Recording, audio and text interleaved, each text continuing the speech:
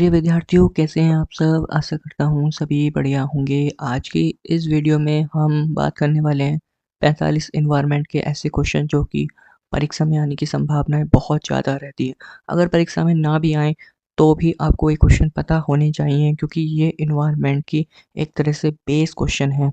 सारे question important हैं और मुझे पूरी उम्मीद है कि आपको आगामी यूपी टेट एग्ज़ाम में इसमें से ज़रूर मिलेगा। इसलिए पूरी वीडियो आपको देखनी है, बिल्कुल भी स्किप नहीं करनी है। 45 क्वेश्चन हैं और सारे के सारे सिलेक्टेड क्वेश्चन हैं। आप भी याद करोगे कि भाई ये 45 क्वेश्चन हमने किए थे और इनमें से परीक्षा में हमें मिला। तो चलिए बिना किसी देरी के वीडियो को शुरू करते हैं। मैं बता दूं कि परीक्षा में एनवायरनमेंट में 30 नंबर का पेपर होता है। 30 मार्क्स से क्वेश्चन पूछे जाते हैं एनवायरनमेंट में। 150 नंबर का पेपर होता है जिसमें अलग अलग सब्जेक्ट भी रहते हैं, जैसे मैथ, हिंदी, इंग्लिश, उर्दू, संस्कृत। तो इन्वायरमेंट वाला जो पोर्शन होता है इसमें बहुत ज़्यादा चांस होता है कि आप 30 में से 30 मार्क्स जो हैं गेन कर सकते हैं। तो चलिए शुरू करते हैं बिना किसी देरी के और देख लेते हैं ये 45 क्वेश्चन। पहला क्वेश्चन दिया गया है, पारिस्थितिकी शब्द का प्रथम प्रयोक्ता कौन है? सबसे पहले ये जो पारिस्थितिकी शब्द है किसने प्रयोग किया था? तो कार्ल रीटर ने इसका प्रयोग किया था। कौन से सन में? 1965 में। पारिस्थितिकी के जनक कौन है? देखिए, उपयोगकर्ता सबसे पहले किसने किया था और जनक अलग है। जनक है एनएसटी हैकल। एनएसटी हैकल। बात करते हैं भारत से, तो भारतीय पारिस्थितिकी के जनक कौन है? तो इसके जनक प्रोफेसर रामदेव मिश्रा हैं। तो परीक्षा में कोई भी क्वेश्चन बन जाए कि पारिस्थितिकी शब्द का प्रथम प्रयोक्ता कौन है, तो कार्ल रीटर है। जनक कौन है? एनएसटी हैकल हैं। और भारतीय पारिस्थितिकी के जनक कौन है? भारती के, ठीक है, याद रखना, भारती के तो रामदेव हैं। पृथ्वी का सबसे छोटा परितंत्र। पृथ्वी का सबसे छोटा परितंत्र अगर परीक्षा में पूछ ले तो जल की बूंदें। तालाब हो सकता है, नदी हो सकती है, जल की बूंद हो सकती है, या इनमें से कोई नहीं। तो जल की बूंद ज़्यादातर बच्चे इसे इग्नोर कर देंगे कि यार जल की बूंद कहाँ होगी, क्योंकि परितंत्र की बात हो रही है। तो तालाब पे लगा कर आएंगे, नदी पे लगा कर आएंगे, लेकिन याद रखना है जल की बूंद होगा।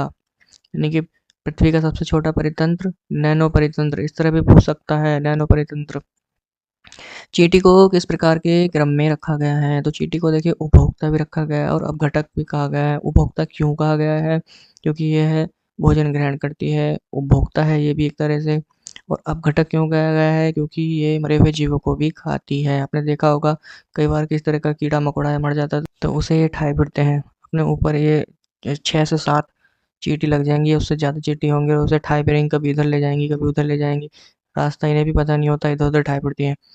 देखिए, कौवा, चील, बाज आदि को क्या कहा जाता है? क्या कहा जाता है भाई, क्या कहा जाता है? तो ये प्रकृति के मेहतर हैं। किसान का मित्र किसे कहा जाता है? भाई किसान का मित्र बहुत ज़्यादा पूछ लिया जाता है, बहुत बेसिक क्वेश्चन है, केंचुआ। लेकिन अगर परीक्षा में केंचुआ तथा सांप आ जाए या सांप आ जाए या दोनों आ जाए तो सांप भी होगा, क्योंकि भाई सांप क्या करता है? क्या करता है? भैया ये चूहों को खाता है। चूहों को खाता है, जिस वजह से फसल में जो भी ये खेती में जो प्रॉब्लम क्रिएट करते हैं ये चूहे, तो उससे बचाव हो जाता है। आयोडीन का प्रमुख स्रोत। आयोडीन, आयोडीन बहुत ज़्यादा ज़रूरी है। तो आयोडीन का स्रोत क्या है वो जान लीजिए, समुद्री शैवाल। ध्यान रखना, आयोडीन का प्रमुख स्रोत क्या है? समुद्री शैवाल। 10% ऊर्जा का नियम किसने दिया? काफ़ी अच्छा क्वेश्चन है। तो किसने दिया था? लिंडेनमान ने दिया था, ठीक है। इसका नाम भी बहुत अजीब है। 1942 में दिया था, ठीक है, लिंडेनमान ने। कई जगह अलग अलग नामों से भी इसे प्रोनाउंस किया जाता है, तो ध्यान रखना क्या नाम है। ऊर्जा का पिरामिड बनता है, कैसा बनता है? तो ऊर्जा का पिरामिड हमेशा सीधा बनता है। किसी खाद्य श्रृंखला में सर्वाधिक उच्च पोषण प्राप्त करता है, कौन करता है भाई? सर्वाहारी। असर्वाहारी मनुष्य।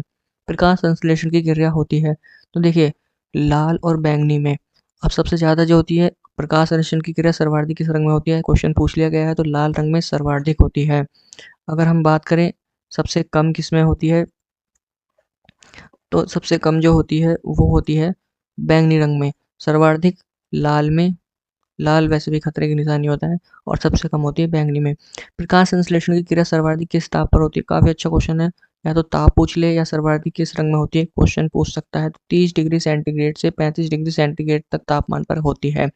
पौधों में भोजन का अधिग्रहण किसके द्वारा होता है? तो पौधों में फ्लोएम के द्वारा होता है। किसके द्वारा होता है पौधों में? फ्लोएम के द्वारा। जल की बात करें तो जल का जो अधिकरण होता है वो जाइलम के द्वारा होता है। फ्लोएम और जाइलम ये इसमें कंफ्यूज नहीं होना। अगर फ्लोएम की बात हो रही है तो फूड फ्लोएम, ठीक है। और अगर जल की बात हो रही है जल जाइलम, ठीक है। पौधों का सबसे आकर्षित भाग होता है, अरे यार ये क्वेश्चन कैसा है, पुष्प भी तो होगा। पौधों में जल तथा खनिज का अधिकरण किसके द्वारा होता है? तो जाइलम के द्वारा। अभी मैंने बताया था जाइलम। फ्लोएम में क्या होता है? फूड होता है, ठीक है। फूड का होता है किसमें? फ्लोएम में। पौधों का रसोई घर कहा जाता है, पत्ती को कहा जाता है। भाई याद रखना आज से, पत्तियां जो है वो, पत्ती जो है क्या है? वो रसोई घर है, रसोई घर है, ठीक है। अगले क्वेश्चन की तरफ बढ़ते हैं हम। ये क्वेश्चन न जाने कितनी बार कितनी परीक्षाओं में पूछा जा चुका है, रद्दी क्वेश्चन हो चुका है, पर ऐसा पढ़ना है क्योंकि आ सकता है। लौंग प्राप्त किया जाता है कहाँ से? कली से प्राप्त किया जाता है। पत्तियों का रंग पीला किसके कारण होता है? किसके कारण होता है? तो ये कैरोटीन के कारण होता है, याद रखना, कैरोटीन के कारण। लौंग प्राप्त की जाती है कली से, कैरोटीन, याद रखना। पत्तियों का रंग पीला, पीला क्यों होता है? कैरोटीन के कारण। केसर भारत में कहाँ पाया जाता है? कहाँ पाया जाता है? जम्मू कश्मीर में, ठीक है। पर्यावरण का शत्रु वृक्ष किसे कहा जाता है? यूकेलिप्टस को, ठीक है। सफेदा के नाम से जाना जाता है।